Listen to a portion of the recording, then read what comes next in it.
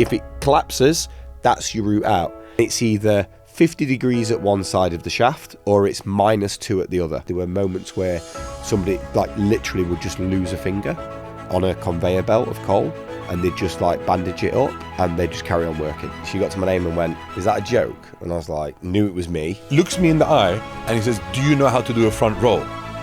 And I was like, "Yeah." And he was like, "Good." And he just threw me in the air. And I was like, one girl was like, "I go empty inside. I feel empty inside when I'm redhead. That's how I feel." And it's a reflection diary of times I went red, times I went blue. Yeah. And they'll actually write it down. So we do it over weeks. Don't ask anyone else to do things you wouldn't do yourself.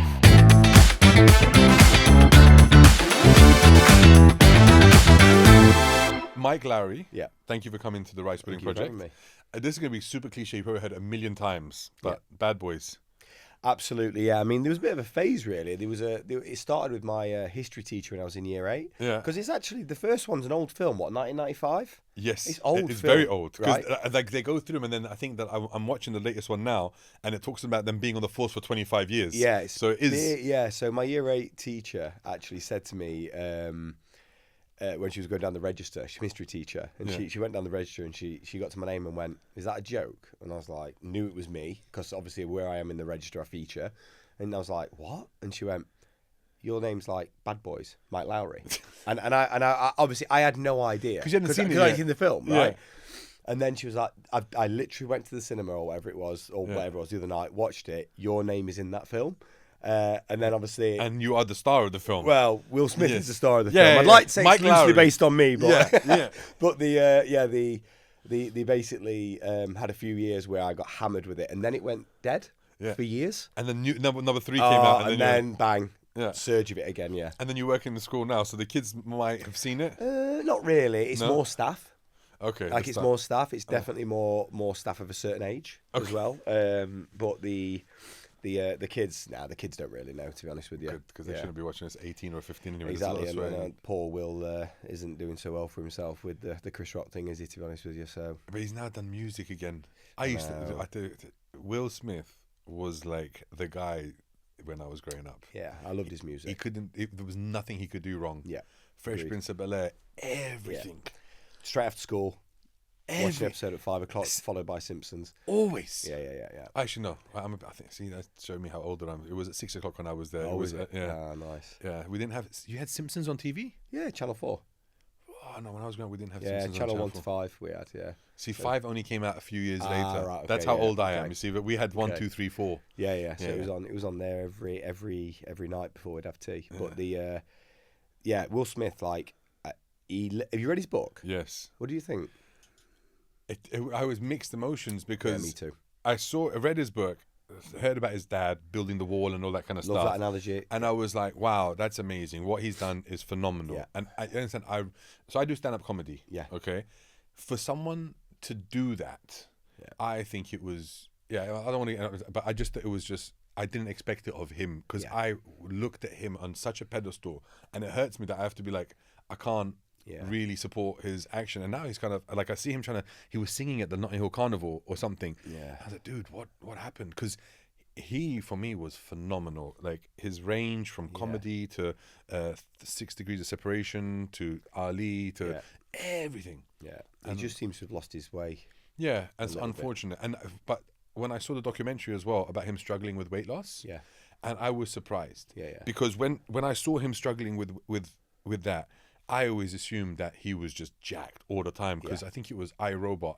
Yeah. Dude was ripped. Yeah, and Legend, I Am Legend. I Am Legend, when sorry. he's doing the pull-ups. Yeah, that's it, exactly that. So not iRobot, I Am Legend. When he's jacked. He was just like, whoa. Yeah, I was like, not man crush, but I was like, if I could, I was like, oh, well, and so I was like, oh, well, he's 6'4". Obviously, that's why I'm never going to, you know.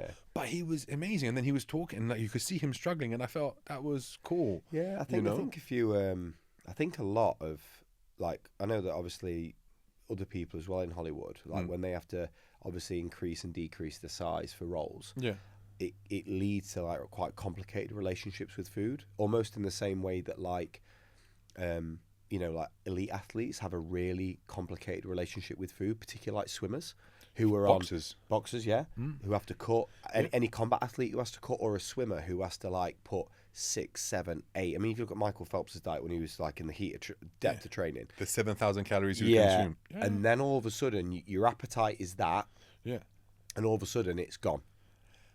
I can relate to that. Yeah. But I'm going to use this as my excuse for getting fat. No, because I used to play competitive football. Yeah. Right? Pretty competitive, like semi-pro-ish, let's just say, like, And you train, 3 times a week. You got matches 2 times a week, you know what I mean? And you're train, so you can eat whatever you want. Plus you're in your late teens, 20, early 20s, anything you want. As soon as I stopped playing football, competitively, and it was just like a Sunday league kickabout. Yeah. And then I just went like, I just grew. Yeah. It was insane. And then you get 20 to 25, you get to 30, then you get to 35, and then you get to 40, and then, man, metabolism slows down. Combined with that, testosterone drops. Everything. I was humongous. Yeah. Like if you had seen me, it was, and you just don't understand. Yeah. I spent all of my I wouldn't say a career because it wasn't a career, but the time I spent playing rugby, struggling to put weight on, with my issue being that my body couldn't do what I wanted it to do because it wasn't, if you look at it like the era of rugby that I played in, post sort of, you're talking like, the Tuolangi era where it was all, post Jonah Lomu, where it was like rugby got professionalised. All of a sudden it was you had to be 16, 17, 18 stone. And be able to move. Yeah. And I could move, but I had no weight behind me. And then I had a spate of injuries that ended my playing days, and ultimately that the weight came after. And I was like, where were you in my like late teens, early 20s? Because you were burning when you were training before. Correct, yeah. Exactly, yeah. How old were you start playing rugby? I'd have been probably 11, 12 years old when I started playing. I did boxing first, Japanese jiu-jitsu. Japanese jiu-jitsu? Yeah. Okay. My granddad's a black belt. Really? So, yeah, he was very, very good. Is that just more stand-up than it is? Yeah, it's none of it's on the floor, really. You do your more like judo? You do your locks and stuff, but it's all throws, weight manipulation, patterns, and then obviously, as you then get into, you can then branch into Bushido, and it's weapon play.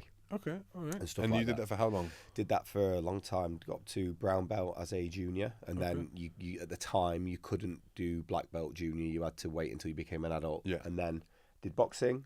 Loved boxing. Absolutely adored it.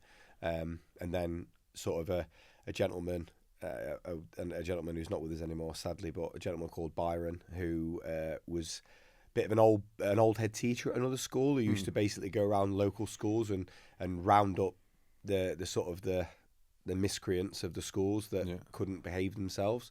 He'd go and gather all these lads and he'd say, "I've got a place for you," and he'd take us down to Mansfield Rugby Club and he'd chuck us in there, and that then became a lifelong love and passion. Rugby? Loved it. Absolutely loved it. I never understood rugby. It's the most, for me, it seems like the most complicated it is thing, because then you've got league and union, right? Yeah. So we, in our part of the world, it's predominantly just, Mansfield's a weird place. It's not north, it's not south. Is it Midlands? I don't want to say so. I think it's, it's Midlands, but northern Midlands. To the left, I'm very bad with it, but is that to the left or right? Lincolnshire? It's above Lincolnshire, but it's closer to the M1. Okay. Right. So we're about 25 minutes, 30 minutes from Sheffield. But your typical connotations of rugby is private school. Yeah. But then you get these working class rugby clubs. Oh, okay. In our part of the world. Yeah, because when I was growing up, it was definitely, I want to say like a posh 100% gentleman's game. Yeah, like that in cricket. Yeah, and it is a gentleman's game still, even in a working class club. Yeah. But the beautiful thing about rugby is that the values transcend the sport. Okay. So it took all of these, let's just say not the best behaving young men, put us all in a team together, and we spent 10 years growing up through the club together and made us into generally acceptable members of society, let's say, and gave us some really good core values that have stayed with us for the rest of our lives, and I think there's something to be said about, with a 12-year-old, forcing them to shake the opponent's hands after you've gone to battle with them. for 70 minutes, and then put a shirt and tie on, sit down and eat dinner with the opposition. Oh, this happens. Yeah, really. Yeah, even in working man's clubs like that. Yeah, you say that's very humbling. Yeah, 100%. Okay.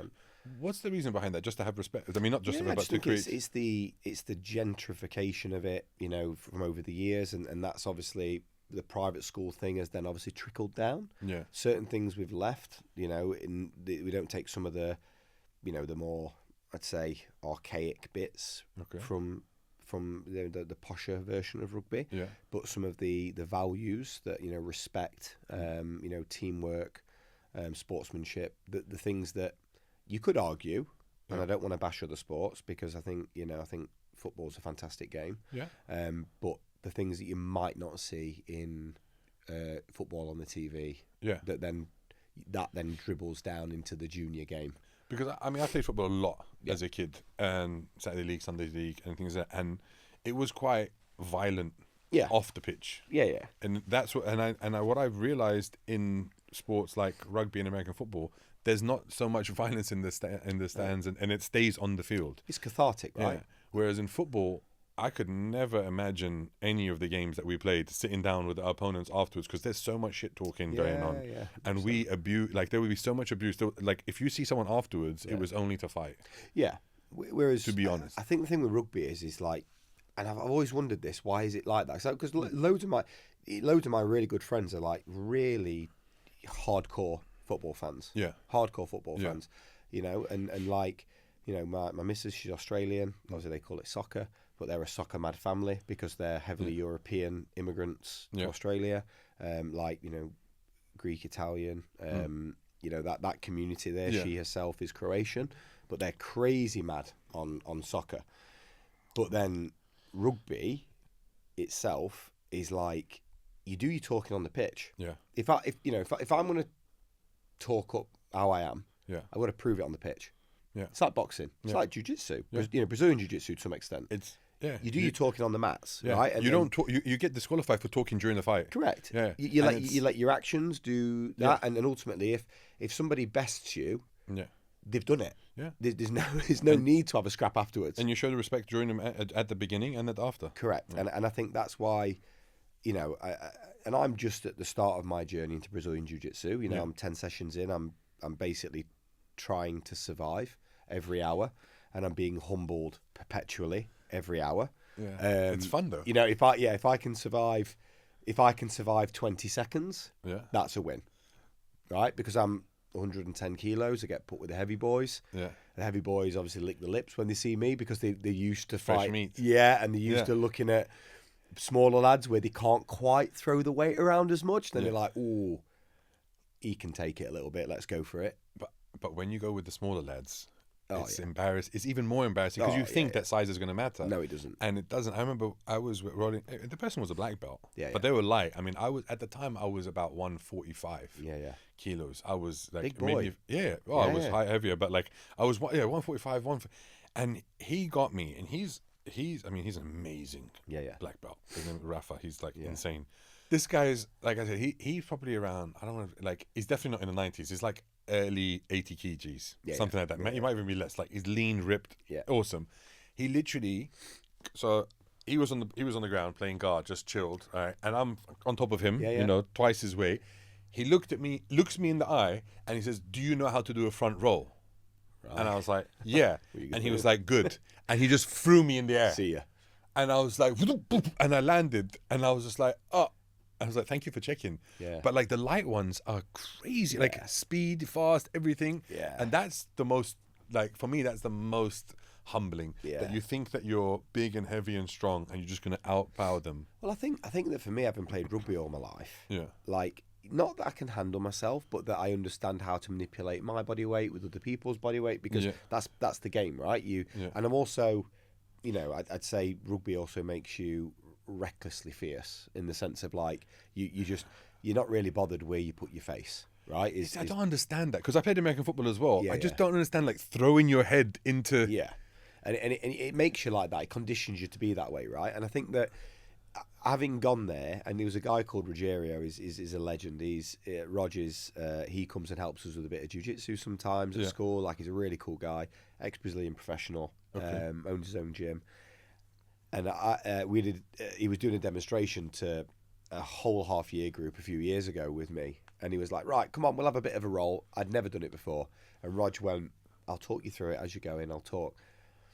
Anyway, I had a bit of a go, and obviously, as many new people to jiu-jitsu do, you don't control what you're doing. The most dangerous people are white belts. Yes, spazzy white belts. Yeah, and I was absolutely that. Yeah, and I then start throwing him round, and number one, what I couldn't get over was his grip. Yeah, his grip was insane. It was like I couldn't get his fingers off my arms, no matter what I did. Yeah, and then the second thing was that he just was never out of breath. Yeah, like I went full tilt for 90 seconds because you were panicking. Yep. Yeah, and I was gassed. Yeah, he just mitigated it. And Roger's about, I'd say, 75, 80 kilos wet through, and he literally took me apart in front of about it was about 150 kids. Right? You're useless. Yeah. And he literally, he was like just ragdolling me around, right? And he was like, at the same time though, he was talking to me, he was going, breathe. And I'm like going, oh, breathe. You can't, because you're like this the whole time. I'm like gassed. And then I said to him after, I went, mate, tell me about your grip strength. What did you do? He says, when we grew up and we were practicing, we used to hang a gi over a bar and hang off it and do pull-ups. Yeah. And we used to just dead hang off a gi. That's it. For hours. Yeah. And I was like, what? That's all they What do. is that? Yeah, they literally take their gi. Yeah. But they don't, like, their grip, like, I've noticed that their grip strength is one level. Yeah.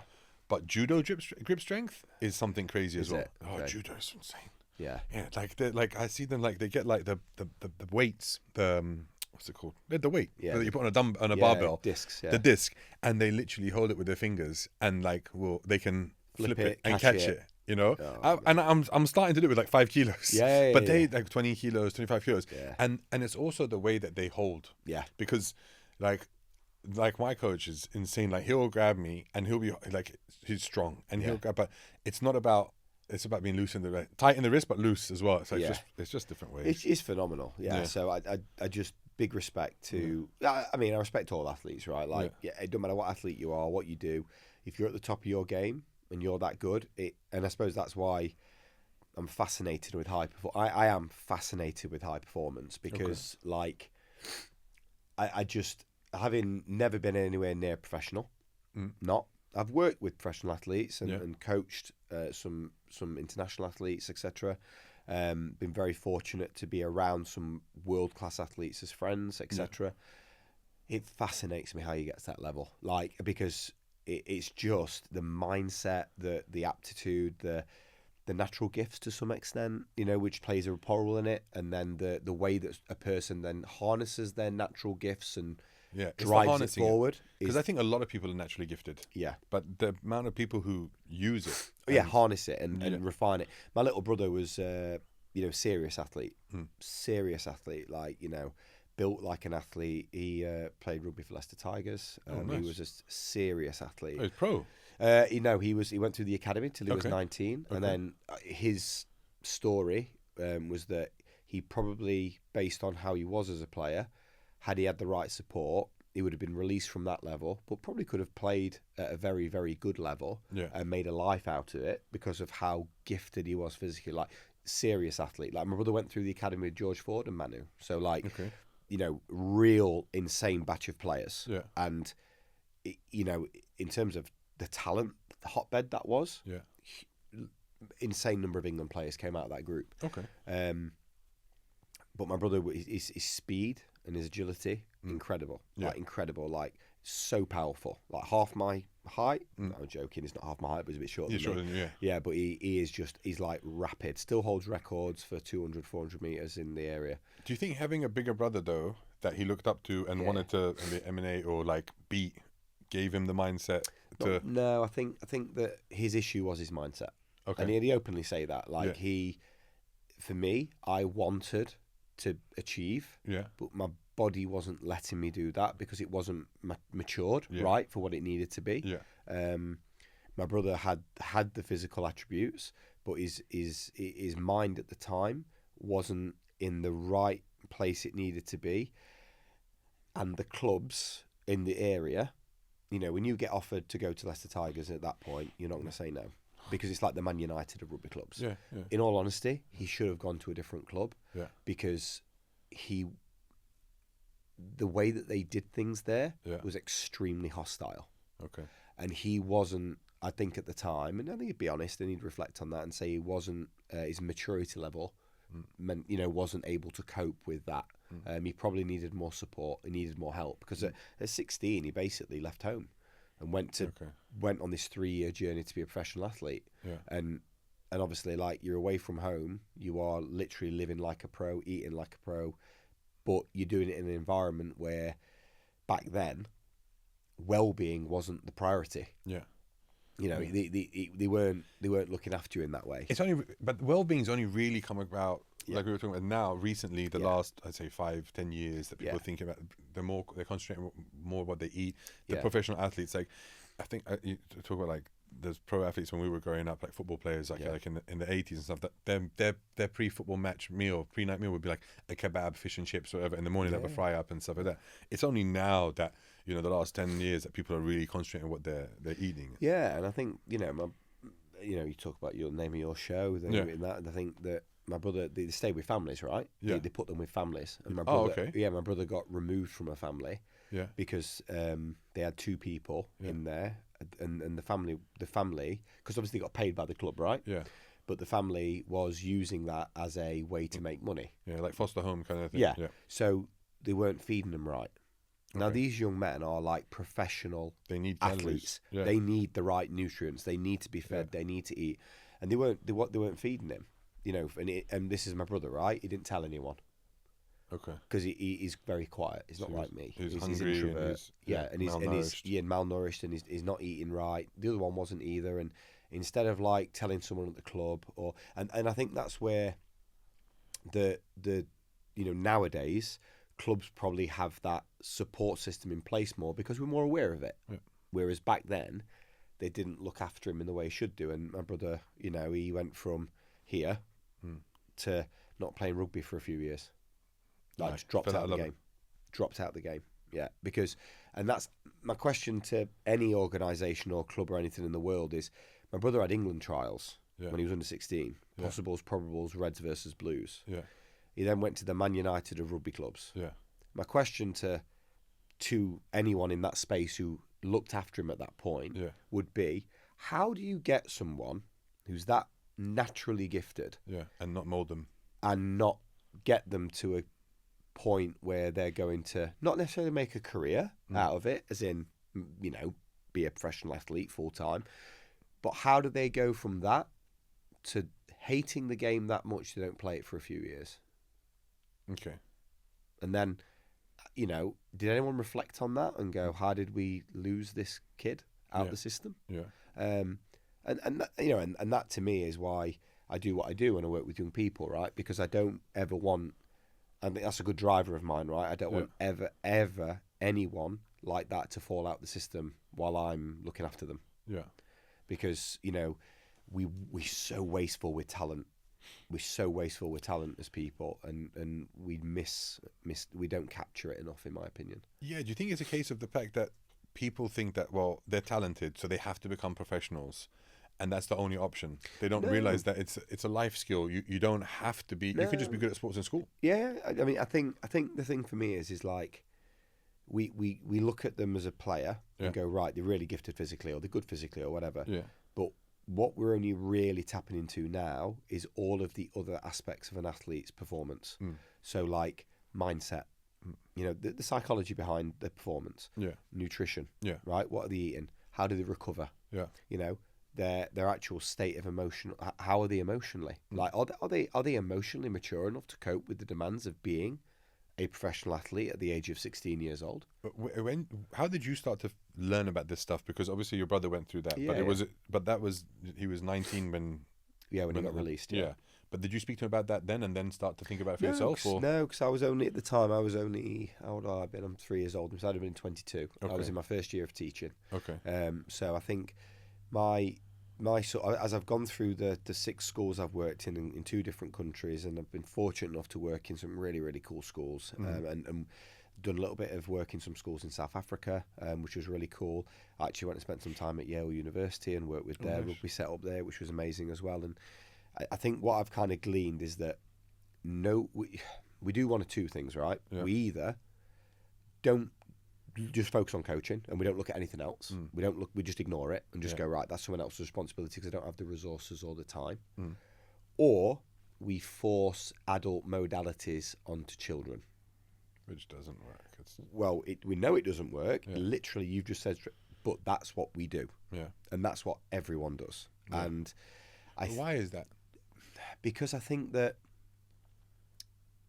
there's loads of reasons for it. I think that the first thing is that most people that are working with high performance athletes are former ex-pros that have fallen out of the game and want a payday, particularly in certain parts of the world, and they are just copying the bad practice that was done to them. That's the first, because they don't know any better. Right? Yeah. The second one, I think, is because, and I do have a bit of, it's a chip on my shoulder that I'm a teacher that's worked for 15 years. I'm trained in pedagogy, which is the science of teaching children. Okay. And I think that coaches aren't trained in that. They're not trained in pedagogy. They're trained in coaching, right? And that doesn't factor in the emotional maturity of a person. It doesn't factor in all those things. It's heavily focused traditionally on how do I make them a better rugby player? How do I make them a better, Brazilian jiu-jitsu? How do I make them this?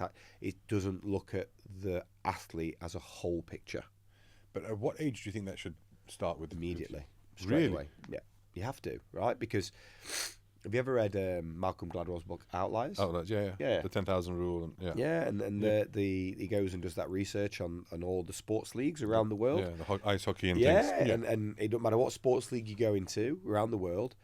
I think it's something stupid, like 70% of the players will come from the first 3 months of that season. Yeah. So if you're in this part of the world, September, October, November. If you're in America, January, February, March. Yeah.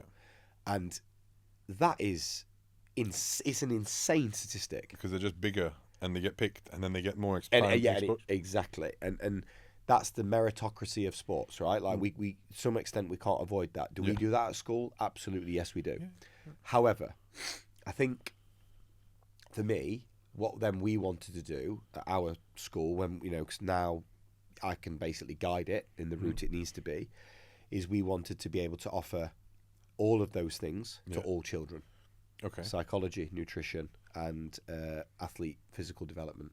Which one's more important of the 3? They're not. All are equal the same.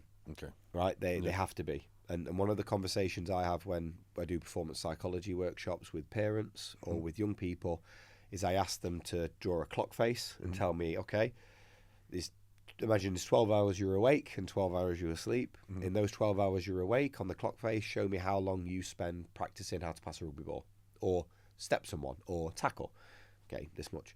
How much do you deliberately practice what you eat? They'll go, maybe an hour, maybe 30 minutes. Okay. How much do you deliberately practice sharpening your mental toolkit? None. And I'm like, your mental toolkit is as important as every other toolkit you have, be it physical.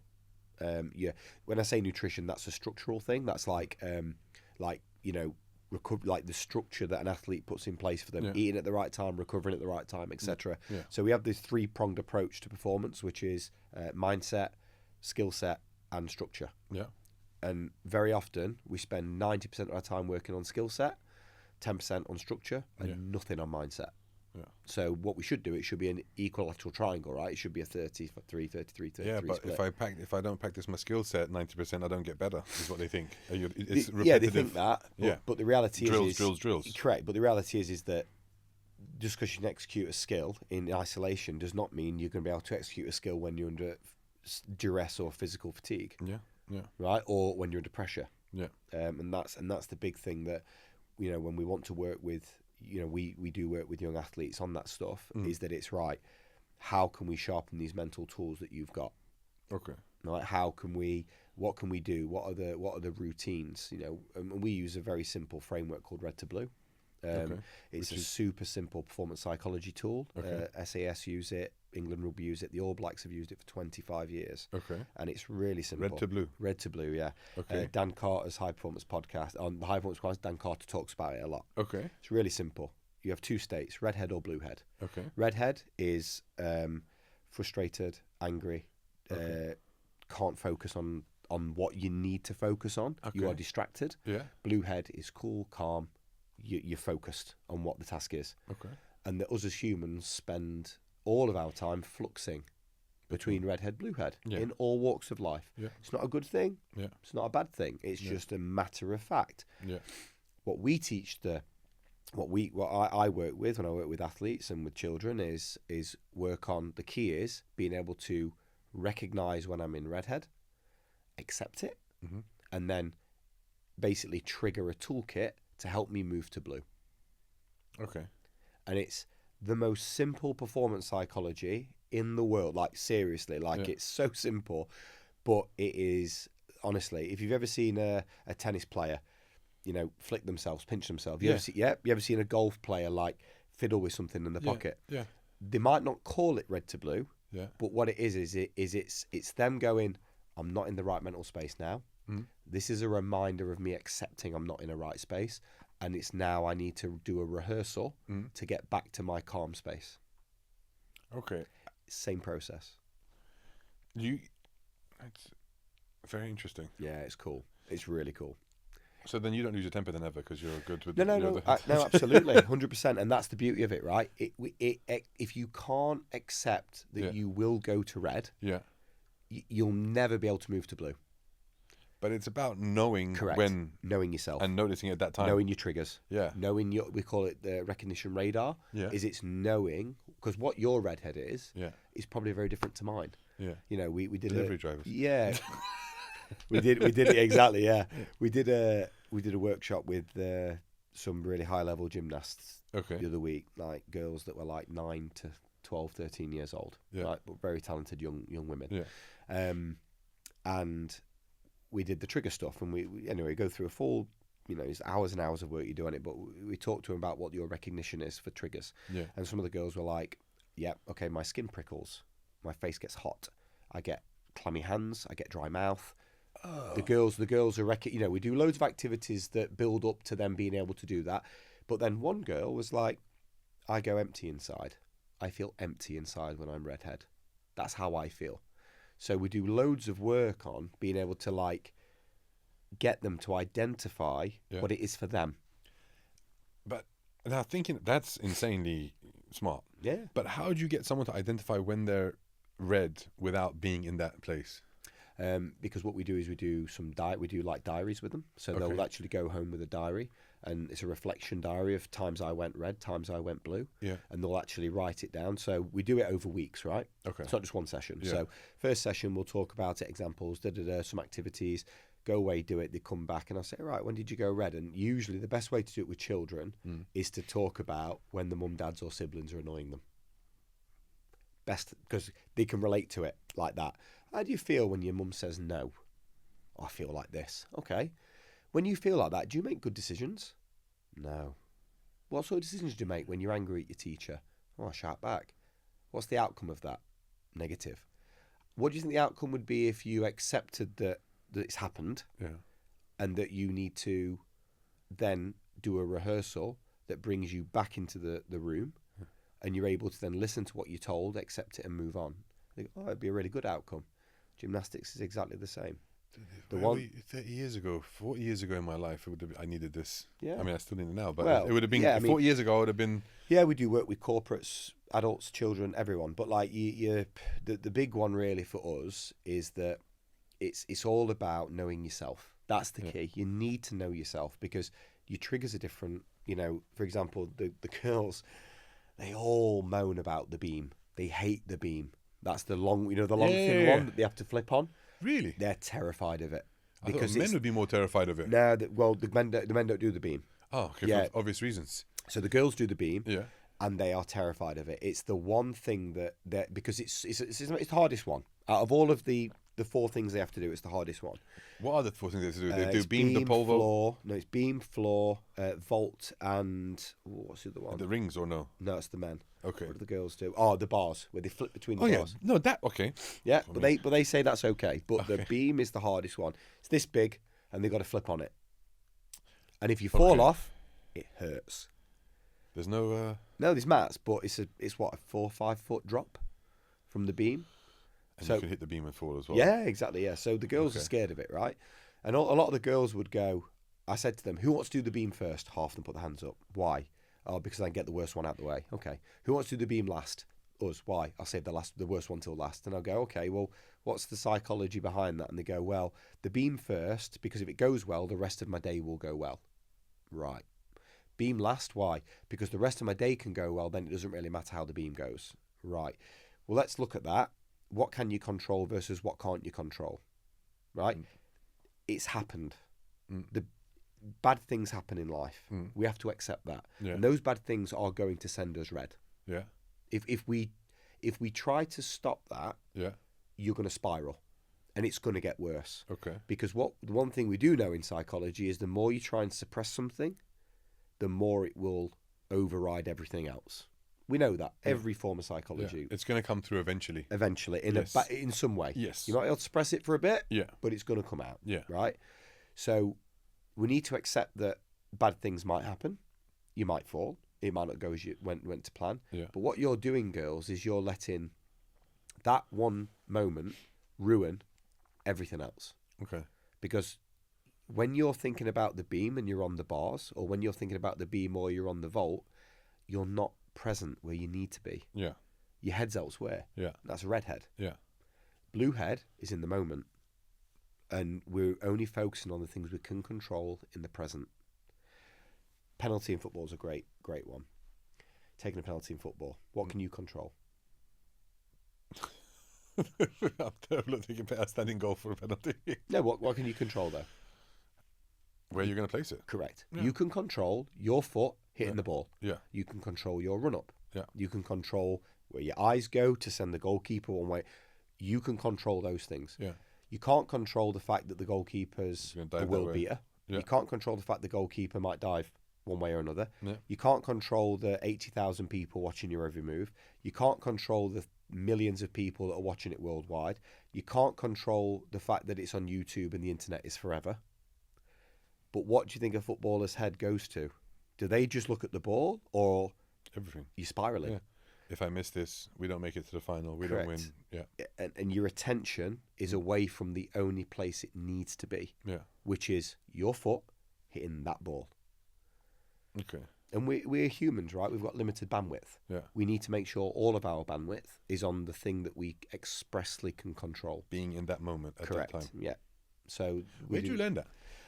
It's literally Google it, red to blue. It's that's how you. That was it's that was how you learn it. Yeah, I did it. Went on a course. Okay. Learned about it. Went on a course. Was absolutely blown away by how simple it was, because performance psychology is, fluffy by design. Okay. And I love the fact it makes the intangible for me tangible. I feel like I can touch it. What made you want to get into the psychology behind things? Because you grew up in Mansfield, you started the Japanese jiu-jitsu and the boxing and then the rugby. What made you think this is what I want to focus on? Like I say, I think that it's been this sort of journey of working for different companies, schools, and looking at what do kids need that they don't get of, right? Yeah. And it's going, right, everyone's got good coaches. Yeah. You can do sport, great coaches, right? They've got some of the best coaches out there, right? What they don't have, do they have a nutritionist? And the kids in that area of the world, can they afford a nutritionist? No. Do the kids have a psychologist? No. Can they afford a psychologist? No. But what we can do is we can take the people that are really good at working with kids, teachers, not all teachers, but most teachers, and we can train them in some really cool things like nutrition, performance psychology, strength and conditioning. Yeah. They can then go, right, that thing there, I can deliver that to children. Yes. That thing there I can deliver to children. That thing there, research says it only really applies to adults, so I'm going to ignore that. And I'm going to take the bits that are children specific. And then I'm going to use my expertise in pedagogy to deliver that in a way that children can understand. E.g., I'm not going to stand there at the front of the room and talk to them for an hour. I'm going to design purposeful learning episodes that are going to challenge their thinking, and it's going to embed the processes, and it's going to make sure that we're actually challenging them cognitively. We're not, because that's what everyone does, right? Football clubs, nutritionist stands at the front and talks for an hour. Boring. Eat this, eat that. Eat this that. is going to help you. You know, everyone stands there, don't they, and says, "Oh, smoking's bad for you." What do people do? Smoke. Still smoke. Yeah. Like, you know, so we want to engage them cognitively and challenge them cognitively to be able to make them understand why it's important. Because when you understand the why, then you can, because it's, I don't, like, people tell you to do something and you're always going to wonder why. Yeah. And unless they explain it to you, then you're like, oh, okay. Or they experience it. So then, you know, I'm very fortunate to have this opportunity to build an amazing team at the school that I currently work at. We employ teachers that are qualified in red to blue performance psychology. We have a full-time sports nutritionist at the school with his own nutrition lab. Okay. First, to my knowledge, the first school in the world that teaches mandatory sports nutrition on the curriculum. What do you mean nutrition lab? Like he's got his own nutrition lab. It's insane. Like, it's literally like Hell's Kitchen. He makes the food.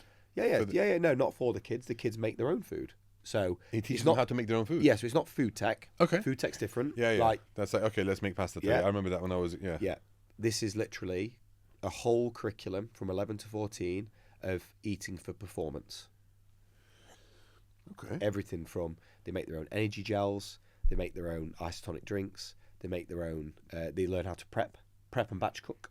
They learn, and everything we do is not using conventional equipment. Everything is air fryer, blender, because the reality is that that's the equipment a child's going to have access to at university, right? Yeah. When they're on their own. They're not going to mess about the cooker. Yeah.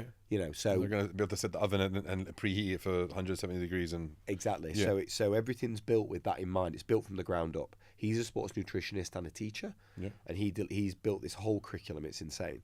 Then I've got a head of S&C that does exactly the same thing. What's S&C? Sorry, strength and conditioning. Oh, okay. So he does athlete at school. Yes. So he does athlete development, which is. Do you know we had this? I know. We had I get it all the concrete football time. pitches. I know. So concrete football pitch. I know, man. And then we've got a head of high performance. So literally in the high performance team at school, we've got a head of high performance that looks after our 26 international athletes that are at the school. Yeah. They're in a group together. They get specialist this, specialist that. We've got ice baths at school. The kids can go recover in the ice bath. Ice bath at school. 2 ice baths that are temperature controlled by cooler. So they're really, really cool. Fully equipped strength and conditioning area, combat area, boxing ring. Do you do membership for? We should do. And then, those kids get free reign of that access, right? So they get a special timetable where they can go, and if they've had like a big weekend, a big fight. What do you mean a big fight? Yeah, so like some of our kids are boxers, right? Yeah. So we've got a couple of kids who went to Bahrain this weekend and fought in the prelims for the Youth Asia Games. Okay. A couple that came back with some gold medals, which is brilliant. And then they will spend their mornings this week in the cold water therapy to help them recover, right? What are the classes? But we shift the timetable.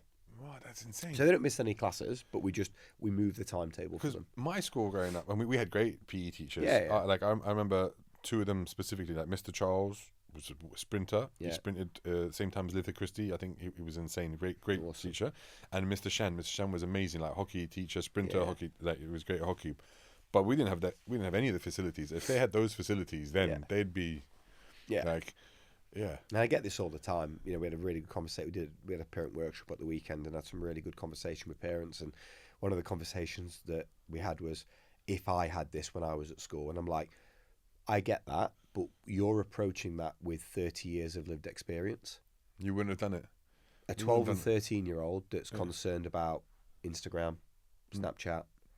Most importantly, Roblox, the making Minecraft, and breaking of the making and breaking of friends. You might not have had those pressures on you, but you had other pressures on you, right? Like we did. Yeah. And I just think that it's not having the cool shoes. Yeah, exactly, man. Yeah, like, I think it's sometimes I look at things and I think, oh, you're spoiled. Like, you are spoiled, and they are spoiled, right? But big but, they still got the same pressures on them just in different ways. 100%. Like, I mean, I was speaking to a friend who's got kids as well, and we were talking about our childhood. Yeah. And he was like, when I was 14, 15, I was in trouble with the police for like, thieving and blah, blah. Like, we didn't have money, we didn't have this, we didn't have that. I used to save up for, getting a sandwich and, that kind of thing, like breakfast. Yeah. Like my kid, like, but the way to look at it is like, well, didn't you work hard so that your kid has those options? And you've learned that having cornflakes every morning for breakfast is not a good meal, and having variety, and one day they have eggs, one day they have acai, one day, Do you worry?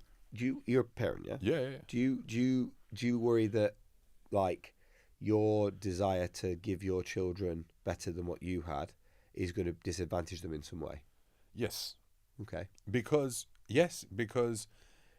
I grew up, I'd like to say, with street smarts. Yeah. Because when I walked down the street where I was growing up, you literally had to watch your shoulder over your back the whole time. Like, there was a few instances when I was walking to play football and I just saw like a glint of something from the back of my, like from the corner of my eye, and I could see there was someone coming with a knife. And I had to be flying off.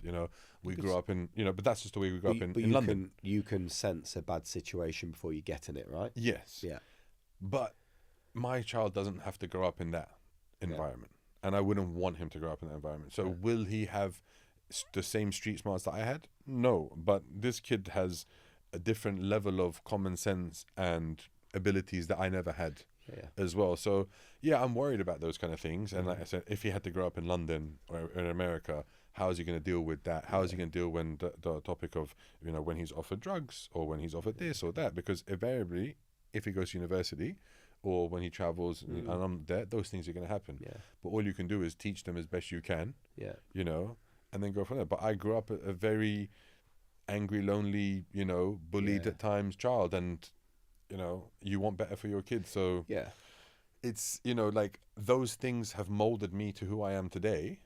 In spite of those things or because of those things, I have become who I am, for better or for worse. And I try and do for my child, and I'll be like, oh, my dad was not good at this and that, and I'm sure my kid in 20 years time will be like, oh, my dad was not good at this and that, because other kids have it, right? Like you see it in kids. My kid's 6, and there's kids in his class that, like, they're like, oh, we have a PlayStation 5 and my brother has a PlayStation 5, and he's like, you guys have 2 PlayStation 5s in the same house? So one for me, one for my big brother, because it's just the way it is.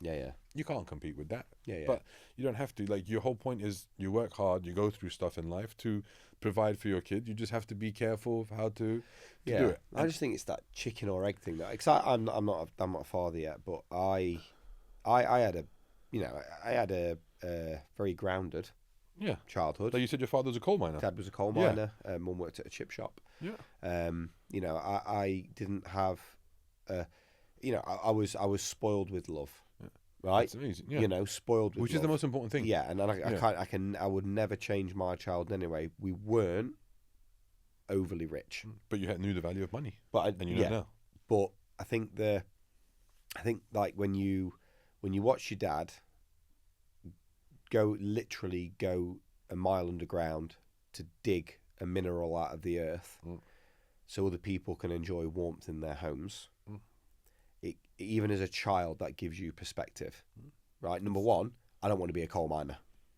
Right? That's literally first and foremost. It's hard work. It's very, very hard work. Horrid, right? I remember him coming back. I mean, my dad's still covered in green scars all over his body. What's a green scar? Scars? When you cut yourself in the pit, coal dust gets in and it turns it permanently green, the scar. And they're carcinogenic, right? So when you got your payout from the coal board, every scar was worth, because they're all carcinogenic. They're all cancer causing. And did he get?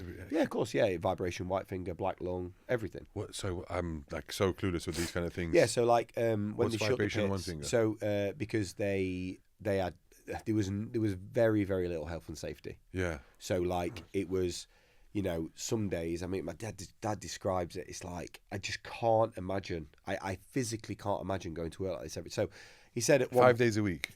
Well, 5 days a week, sometimes late shifts, 12-hour shifts, like afters, twilights, days, nights, But it's like, he describes it as it was the best job he ever had, but it was the hardest job he ever had. And he describes it the best job he ever had because of the camaraderie. And he says it's the only time he's ever seen that is when I played rugby with the boys I played with growing up. Like, going to work every day was like going to war every day. There was people, like my dad said, there were moments where somebody like literally would just lose a finger on a conveyor belt of coal, and they'd just like bandage it up and they'd just carry on working. And they'd pick the finger up at the bottom of the conveyor in the coal pit later on. And like... Wait, to reattach it, or it's done? No, it's done. But like, you're on shift, right? So you crack on. Like, so it's just... I just can't... Like, there's moments where... My dad was a shot firer, right? He was qualified explosives. So it was like... Underground? Yeah. So you have to... Like, you get coal faces, but then they're mixed with rock, right? So you have to blow the rock to get to the coal. So obviously that's dangerous. Of course it is. You're underground. You're a mile underground. So then, yeah. So like, you have one. How qualified can you be in explosives as a coal miner?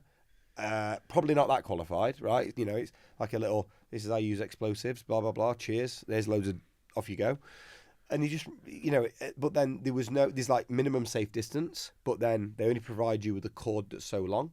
Also, some of the faces... So what do you just... You light it and run? No, light it, or you used to hide under digger buckets.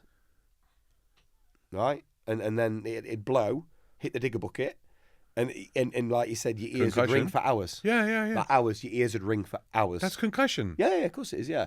But he said that was just the job. He says, the best story he's got is honestly, so when you work a face... You work your dad on the show. Side, yeah. He's you work a face, go, and then sometimes the faces of coal can literally be, by the time you get to the end of it, they can be like, less than 6 foot. The face. So, what do you mean by what's the faces of coal? Face of coal, like where you strip the coal out of the earth. Yeah. So they get bigger, smaller. Sometimes they can be literally you're on your belly, getting it out. It's that narrow.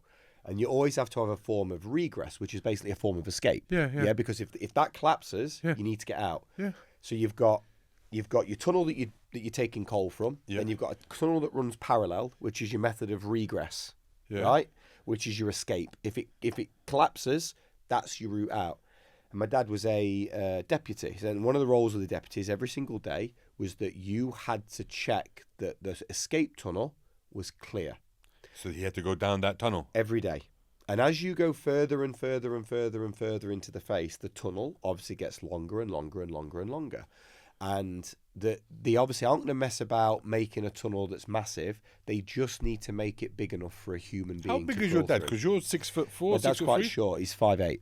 And he's slim. He used to be a bit bigger when he was in his heyday, but now he's quite. No, but slim. I mean the coal mines. I'd want to be as small as possible. Yeah, yes, because I'm not going. But he had the pit lights, the lanterns. Yeah, the lantern. That's what they used as the height of a tunnel for a human to get through. If the tunnel was big enough for the lamp to go through, then a person could go through it. Those lamps aren't very big. Okay, I'm just like my mind's blown. So because you're swinging the axe. I mean, you're swinging. No, it's machinery. Then that's why okay. you got. So you know, sometimes it's hand, sometimes, but majority. The reason why you've got the vibration is because you're on a cutter. And you're vibrating for hours on end. So then your muscles just continually vibrate afterwards because you've just killed all the nerves in your hands and your arms. Yeah, and obviously there's no health and safety, right?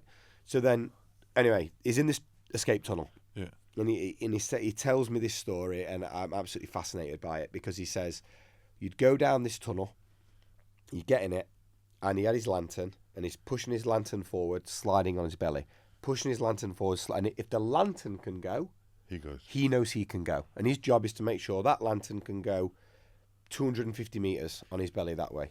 Right? 250 meters? Yeah, the longest, maybe, yeah. It depends on the length of the thing. Sorry, 250 meters that way, you've got to turn and come back again? Yeah, down the normal tunnel then. Oh, that one you can... Once he's checked that's clear, then they can start work. But the normal tunnel is on his belly as well, or so he can walk it depends. Could be walking, could be huge, could be small, depends on the face, right? Okay. Or the seam of coal. So anyway, and he literally says that when he went down this particular one that was quite long at this point, quite narrow, and he's in the pit. I mean, and I've been down a pit once before, which was like the visitor centre. Oh. And I cannot describe to you. You don't know what darkness is. Yeah. Because it sucks the light. Because everything's black. It's total darkness, right? And it's either 50 degrees at one side of the shaft or it's -2 at the other. Heat.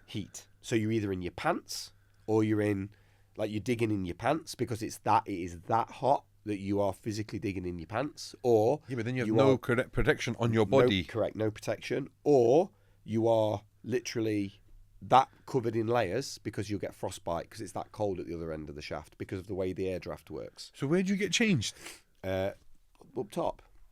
You go underground for 10, 12 hours at a time. Like, you go to the toilet down there, you do everything down there. When you say toilet down there, like while you're digging? Whatever you're doing, yeah. That's it. It's and then as he's going down this tunnel, and he's crawling through this tunnel, and there was and where you come out to come back to the shaft, and where you go home, there was a little wooden sign that someone had put up as as black humor, dark humor, right?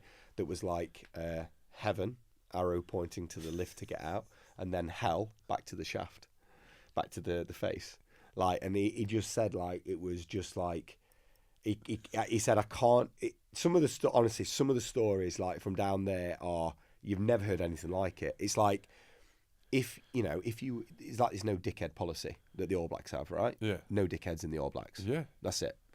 In the pit, if you're a dickhead and you weren't working, they just give you a good hiding down there until you either left or you conform to the rule of the shift.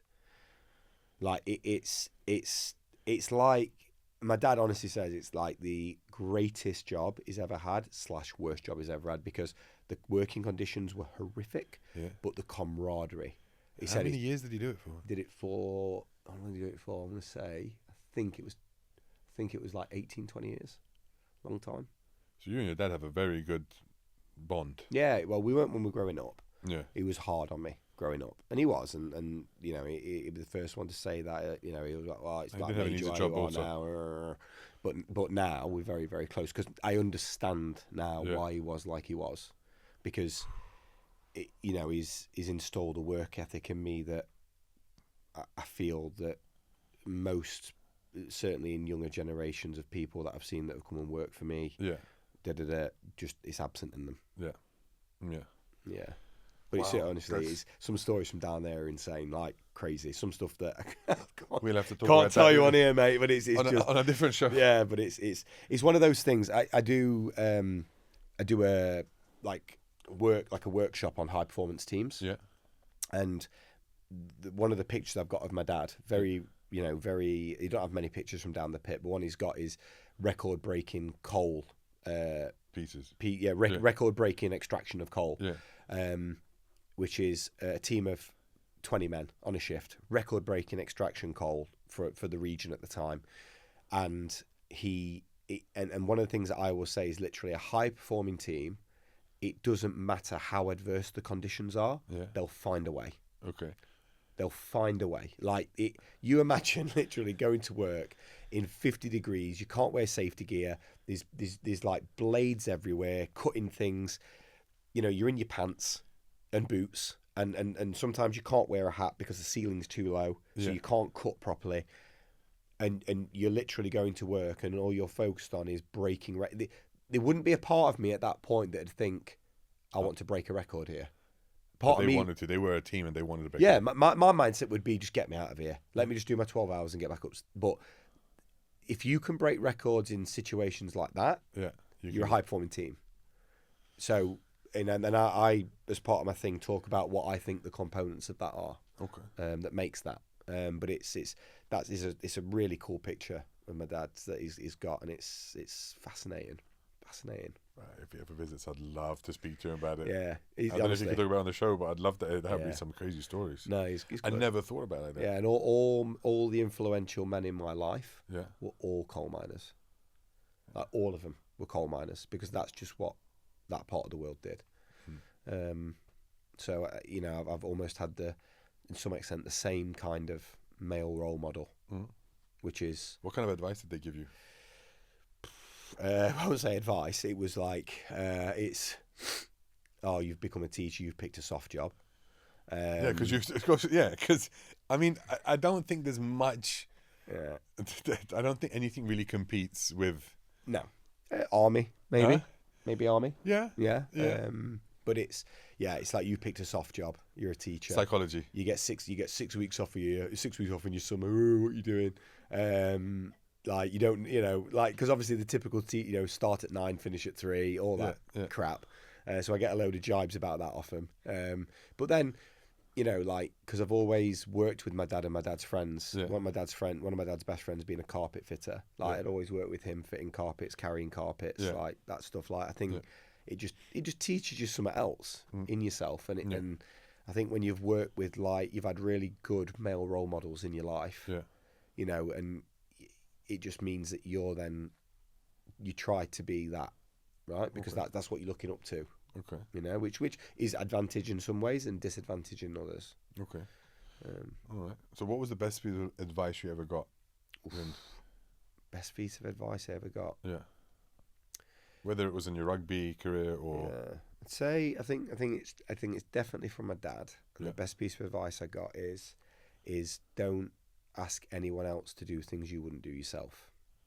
Hence he was a deputy and would there go down the shaft. Correct. So like now when I work, like my team, I've got a team of 22, 23 people. Yeah. Right?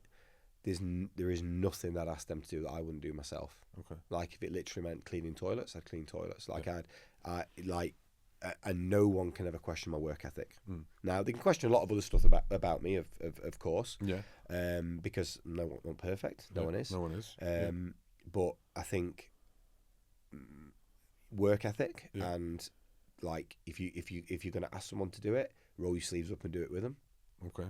That's the best piece of advice I've got. Because I think a lot of other character flaws can be forgiven for those two things.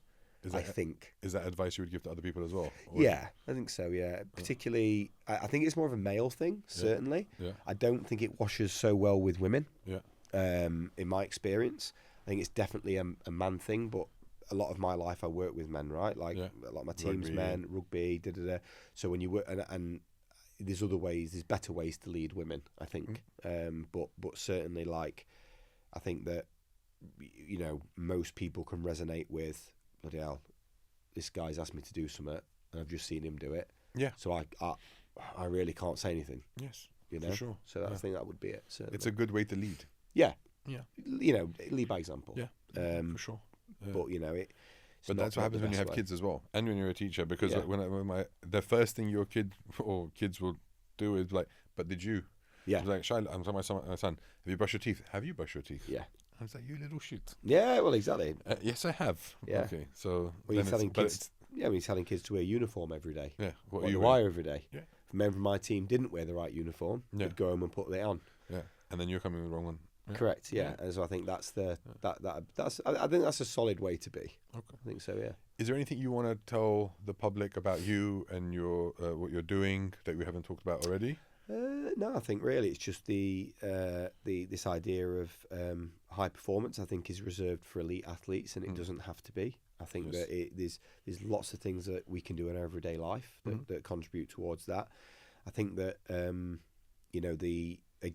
there's beauty that's not shown in teams. The idea of a team that I think there's a lot of individual coaching goes on at the minute, life coaching, one-to-one coaching. Yeah.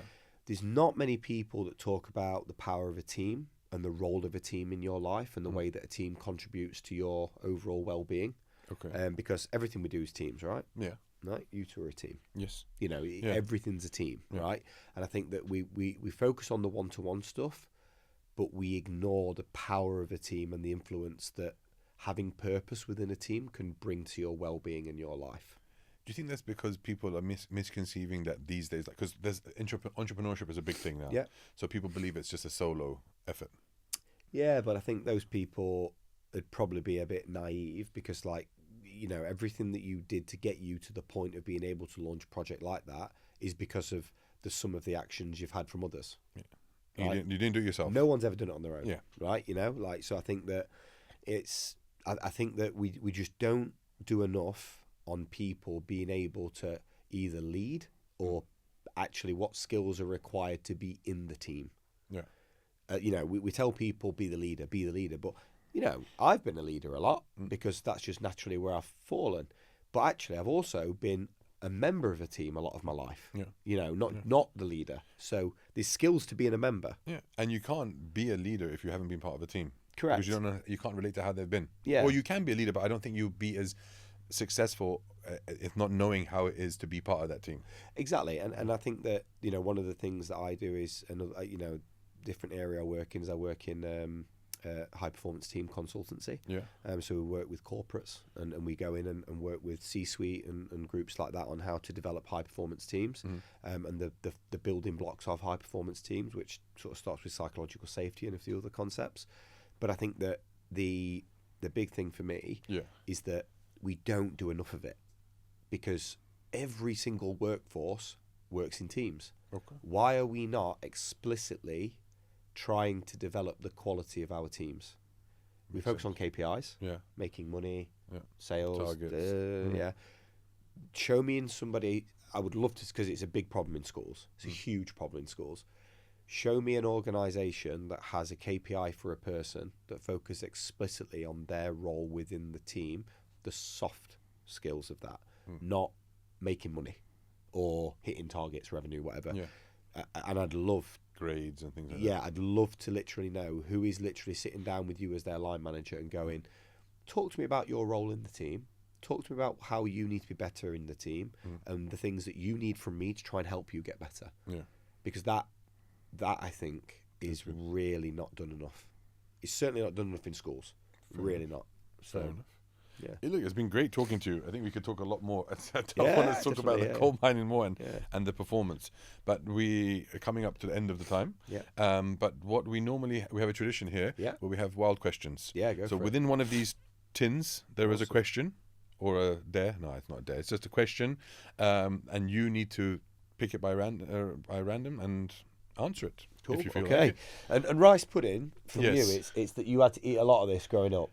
My dad used to make it, and he used to force me to eat it because, you know, we didn't have options. Yeah. You know, so it was like, eat it or you go hungry. Calorie dense. Huh? It's calorie dense. I don't know if it was because of that. It wasn't a performance thing. It was just like, you know, I think we had leftover rice, so we had some milk before it went bad, so he made some rice pudding, and I just hated it. Do you? Even now? Yeah. Can't even look at it. I can't look at it. I mean, I can't smell it. Like I've seen it in the supermarkets, and I'm like, no. And bros, your rice pudding? Absolutely not. No. But one day I'll have it on the show to overcome my fear of rice pudding. Okay.